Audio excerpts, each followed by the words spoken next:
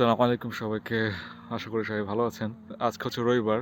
তো শনি রবিবারে আমরা চেষ্টা করি আমরা ৩ জন মিলে পুরো ফ্যামিলি মিলে কোথাও ঘুরতে যাওয়ার। তো আজকে যে জায়গাটা এসেছি সেটা হচ্ছে রাশিয়ার মস্কো রিজিয়নের যে গ্রামে আমরা থাকি, আমার বর্তমান অবস্থান, সেই গ্রামের পাশে একটা শহর, একটা লেক আছে। সেই লেকে আমরা ঘুরতে এসেছি। সেই লেকটায় কী আছে, আশেপাশে কী হয়, চলুন আপনাকে দেখাই। এইটা হচ্ছে সেই লেক। দেখতে পাচ্ছেন বেশ বড় লেক।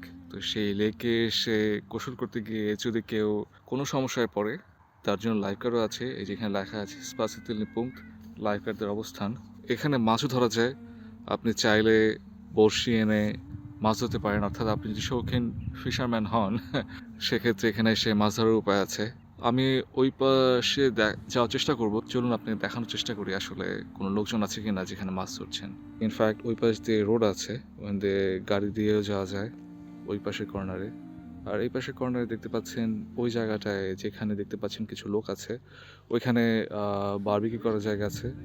অর্থাৎ পরিবার নিয়ে কাটানোর মতো খুব সুন্দর একটি জায়গা। এবং আশেপাশের জায়গা থেকে, আশেপাশের গ্রাম থেকে, আশেপাশের শহর থেকে এখানে লোকজন বেড়াতে আসে সাপ্তাহিক ছুটির দিনগুলোতে। লেকের পাশের জায়গাটা, এই হাঁটার জায়গাগুলি পুরোটাই বিচের মতো অনেকটা।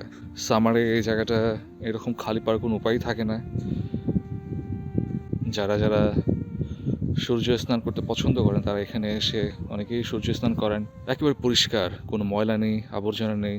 যে অভিজ্ঞতা আমাদের হয় কক্সবাজারে গেলে, তার ঠিক উল্টো একটা অভিজ্ঞতা হবে এখানে আসলে। এই জিনিসটা, এটা হচ্ছে সেই বারবিকিউ করার জায়গা। ব্রিজটার পার হয়ে চলুন আপনাকে দেখাই। তো এটা হচ্ছে সেই ব্রিজটা।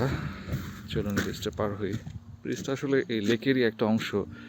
লেক থেকে একটা অংশ এখানে এসে এই যে সুন্দর বসার জায়গা আছে, আর যে বারবিকিউর জায়গা, এই যে এখানে সুন্দর বারবিকিউ করার জায়গা আছে। দেখতে পাচ্ছেন এখানে হয়তো বা কেউ করেছিল বারবিকিউ।